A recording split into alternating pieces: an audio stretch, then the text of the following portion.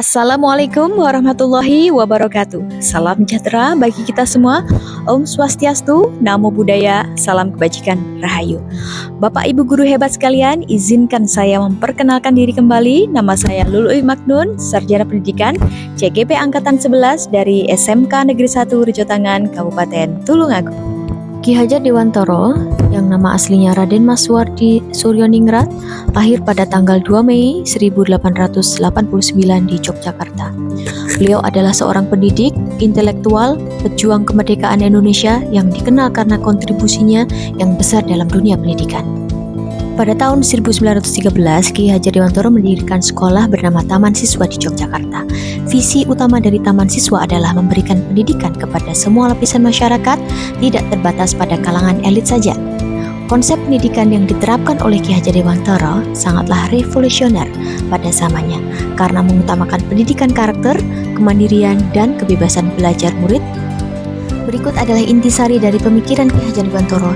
Yang pertama adalah sistem among, di mana kita harus mendidik dengan pola momong, ngemong, asah, asih, asuh, cinta kasih, dan juga kekeluargaan. Yang kedua adalah kodrat alam dan kodrat surga, di mana mendidik harus memperhatikan minat dan bakat murid serta selaras dengan perubahan zaman. Yang ketiga adalah trikon, yang terdiri dari kontinu, konvergen, dan konsentris. Dan yang keempat adalah tri pusat pendidikan, yaitu kesatu paduan antara tiga lingkungan, yaitu keluarga, lingkungan sekolah, dan lingkungan masyarakat. Kelima adalah berhamba pada anak, di mana kita menjadikan anak sebagai subjek pembelajaran, bukan objek pembelajaran. Pembelajaran sepenuhnya berfokus pada apa yang dibutuhkan oleh siswa. Yang keenam adalah budi pekerti. Budi pekerti, watak, atau karakter merupakan hasil dari bersatunya gerak pikiran, perasaan, dan kehendak atau kemauan, sehingga menentukan teladan. Dan yang ketujuh adalah bermain adalah kodrat anak, di mana kita sebagai seorang pendidik harus mendidik dengan metode kesenian permainan outbound yang menyenangkan sesuai kodrat anak. Dan yang terakhir adalah trilogi kepemimpinan, ing ngarso sung tulodo, ing matyo mangun karso, tut muri handayani. Dalam dunia di mana setiap anak memiliki potensi yang unik, mari kita jelajahi bersama bagaimana pendidikan dapat menjadi kunci untuk membuka pintu ke masa depan yang lebih cerah bagi setiap murid. Nah, setiap murid adalah bintang dalam panggung pendidikan ini, dan pendidikan yang berpihak pada murid adalah sinar yang memungkinkan mereka bersinar penuh kecerdasan dan potensi. Apa itu pendidikan yang berpihak pada murid? Pendidikan yang berpihak pada murid adalah pendekatan pembelajaran yang menempatkan kebutuhan, minat, dan gaya belajar murid sebagai fokus utama.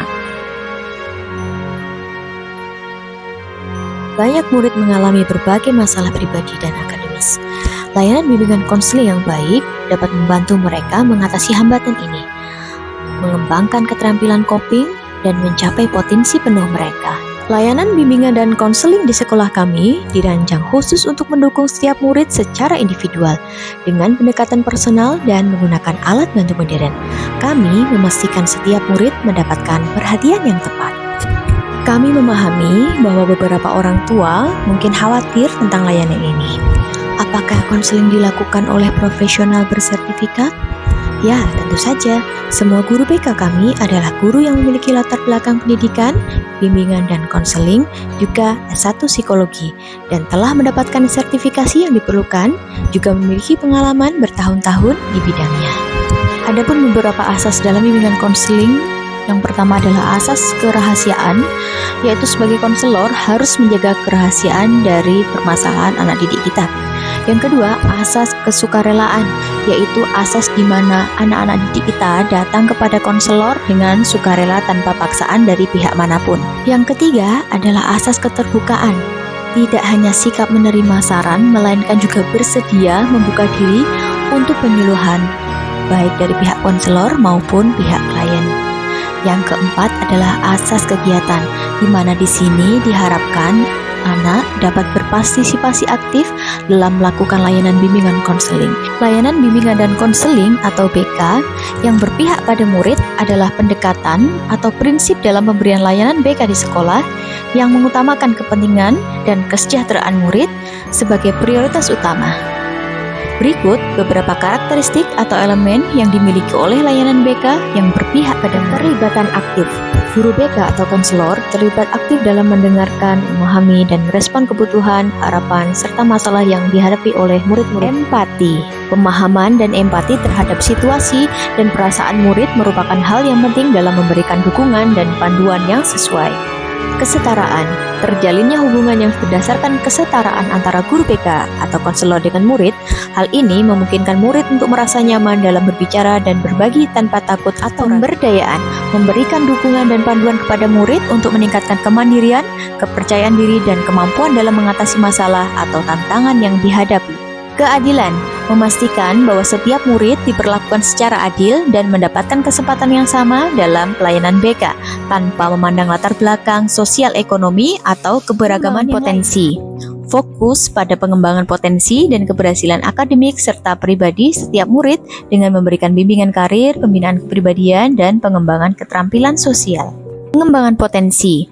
Fokus pada pengembangan potensi, kolaborasi dengan orang tua dan sekolah, menjalin kerjasama dengan orang tua dan sekolah untuk mendukung perkembangan murid secara holistik. Tantangan utama dalam pengaplikasian pemikiran Ki Hajar Dewantara di sekolah meliputi pemahaman yang berbeda-beda tentang bagaimana pendidikan seharusnya dilakukan, kemudian hambatan administratif dalam mengubah kebijakan sekolah, juga resistensi dari pihak yang merasa terancam oleh perubahan.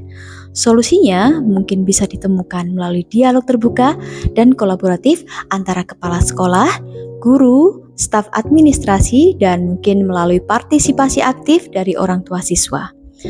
Dengan membangun pemahaman bersama tentang nilai-nilai yang dipegang oleh Ki Hajar Dewantara, sekolah bisa mencapai kesuksesan dengan menerapkan pendekatannya secara efektif tentunya, sambil tetap mempertahankan relevansi dalam pendidikan abad 21. Terima kasih atas perhatiannya.